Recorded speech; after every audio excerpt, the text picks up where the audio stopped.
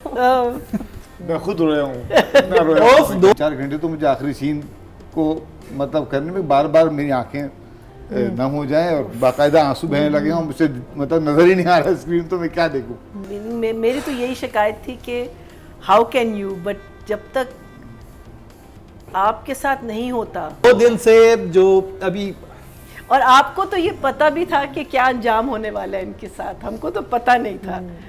तो और you know when you living with actors that obviously एक फैमिली बन जाती है और आपको पता है उनके साथ क्या होने वाला है, और फिर भी एडिट करते हुए मैं बार बार एक्चुअली वो टाइम वो सीन ये 30 घंटे की कंटिन्यूस शिफ्ट की हमने। लास्ट एपिसोड था जरा, हमने इसको बड़ा इम्पैक्टफुल बनाना था। मुस्तफ़ा यहाँ मौजूद नहीं थे, वरना मुस्तफ़ा मेरे साथ एडिट बैठे होते हैं, बहुत सी हेल्प हो जाती है। हम लोग मुस्तकिल नोट्स एक्सचेंज कर रहे होते हैं, वीडियो बन के हम भेजता हूँ तो वहाँ से, तो वो मौजूद नहीं थे, वो इंग्लैंड में हैं, तो उसकी वजह से और ज़्यादा देर लगी।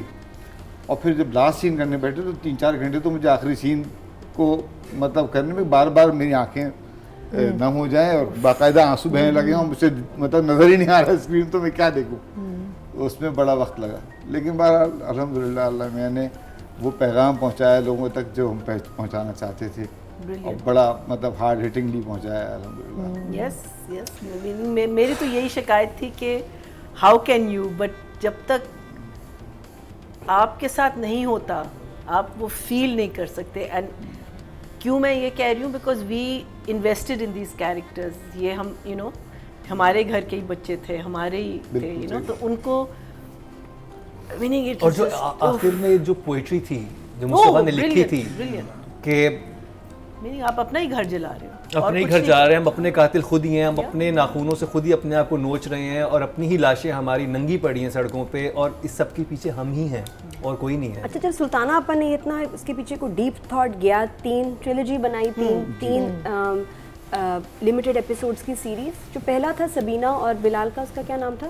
मंजोगी में भी मॉब लिंचिंग की तरफ गए लेकिन बच गए, ठीक है। सेकंड में नादान, वो भी मॉब लिंचिंग की तरफ जा रहा था, इतनी हाइप बनी, बिल्डअप हुआ, बच गए। तो तीसरे में भी मैं एक्सपेक्ट नहीं कर रही थी, और ना ऐसी सिचुएशन बन रही थी कि मॉब लिंचिंग होगी। तो सबसे ज़्यादा झटका इस बात पे लगा कि जो 2 दफ़ा अवॉइड हुआ है, आप अभी भी नहीं होने देंगी, लेकिन हुआ। तो ये फिनाले के लिए ही रखा था कि पहले हम दिखाएंगे कि इसको अवॉइड कैसे करना है, उससे बचना कैसे है, बचाना कैसे है, ना करो ये। लेकिन तीसरे में दिखा दिया, और ऐसा कि इतने कैरेक्टर्स मर गए और इतनी मोहब्बत करवा के उन कैरेक्टर्स से। इस पे कोई डिस्कशन हुई थी कि पहले 2 हम उसमें सीरीज में नहीं करेंगे, थर्ड में रखेंगे? ये डिस्कशन बहुत आखिर तक जारी रही कि हम इनको मारें या ना मारें। अच्छा। लेकिन फिर मैं और मुस्तफ़ा अड़े हुए थे कि नहीं, मारना ही चाहिए, क्योंकि आज तक मॉब से कुछ बचा है नहीं। तो अगर हम ये मैसेज दिखाएंगे तो वो गलत मैसेज जाएगा, और वो घूंसा जो हम मास्टर के सीने पे मारना चाहते हैं वो शायद उतनी ज़ोर से लगेगा नहीं। और वो संजीदगी से लोग लेना कि कितनी सीरियस चीज़ है। और मुझे जो सबसे कमाल की बात थी कि जब कामी का बाप भी उसी मॉब के हाथों जान से चला गया, यानी कि मॉब जो होता है, यानी कि हुजूम, वो किसी का नहीं होता, वो किसी का भी नहीं होता। सुल्ताना आप हमारे साथ थी, थ्रू आउट हमारे साथ खड़ी थी।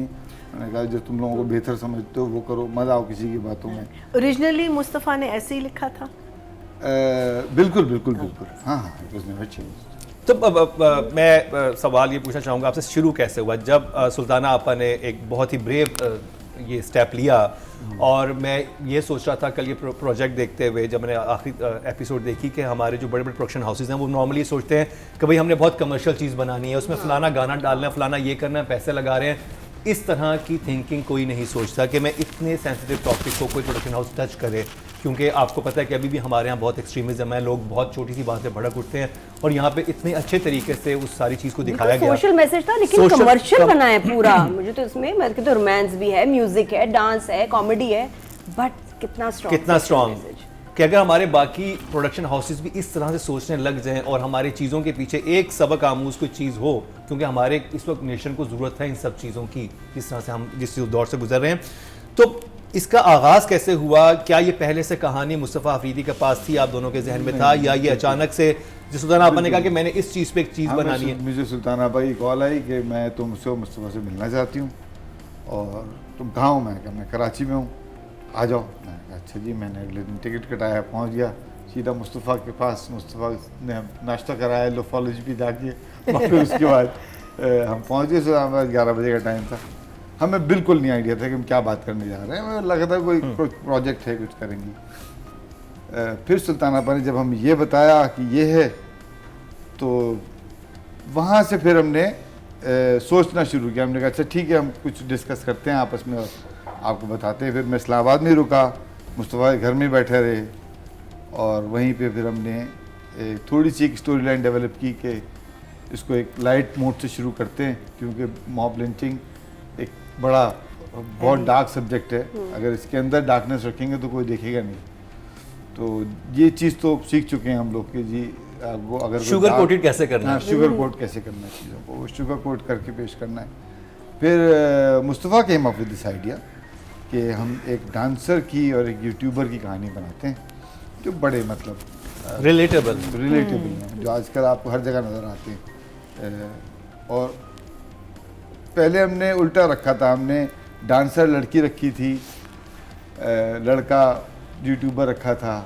फिर हमने उसको चेंज किया मुख्तलिफ डिस्कशन के बाद। पहले हमने मून को हिंदू रखा था। अच्छा, हाँ, मून वॉज हिंदू।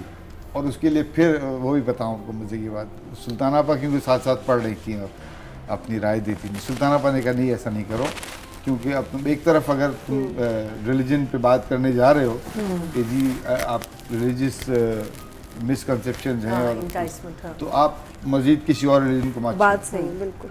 अच्छा, हम लोग क्योंकि जब बड़े सोच समझ के करते हैं ना, तो बहुत मैं कहा मैं आ रहा हूँ आपा, मैं आ रहा हूँ। मैंने फिर अपने पैसों का टिकट कटाया, मुस्तफ़ा को लिया, फिर पहुँच गया आपा के पास और फिर हम आपके बैठ गए जाके।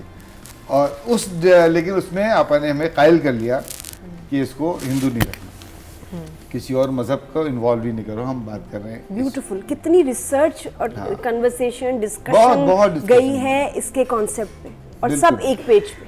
बिल्कुल बिल्कुल, वो जरूरी है। Wonderful, ये जरूरी है देखिए, script होता तो के लिए। इम्पैक्ट ही नहीं आता। अभी आप अगर हम ये देखें, अभी ये बहुत वाइज मूव थी, बिकॉज हम मुसलमान कितने मॉब लिंचिंग का शिकार हुए हैं। बिल्कुल कितने हमारे पास इंसिडेंट मिलते हैं जिसमें छोटी सी बात पे आपने लोगों ने जला दिया लोगों को, और वो मुसलमान थे। ये तो मर्डर का एक तरीका है कि स्ट्रेटजी है। मजहब का बस, नाम इस्तेमाल हाँ, करते हुए तौहीन मजहब का बिल्कुल। इल्जाम लगा के आपने अपना फायदा किस तरह उठाना है, दूसरे बंदे पे आप ये लगा दो। मैंने तो ऐसे बहुत केसेस देखे हैं when I was doing crime show. Apparently blasphemy के एक्यूजेशन में मुसलमान ज्यादा बंद ज्यादा पड़े हुए वो हैं अभी। ज्यादा बिल्कुल ज्यादा सही पड़े कुछ हुए हैं। दुश्मनियाँ पीपल ले आते इस्तेमाल हैं। करते हैं इस्तेमाल करते हैं कि लोग इसका फायदा कैसे उन्हें, कामी जैसे लोग। और खैर हम तो सवालात पूछते रहेंगे। अतीका जी का रिव्यू सुनते हैं सबसे पहले, सैफ हसन को बिठा के सामने कि 2 एपिसोड आपको कैसे लगी, क्योंकि लास्ट एपिसोड बहुत ही सेकंड लास्ट एपिसोड, क्योंकि उसमें समिया मुमताज और नादिफ उनका जो सीन था, उधर से हम स्टार्ट करते हैं, फिर हम एंड तक आएंगे। क्योंकि एंड में तो जैसे जिन्होंने ये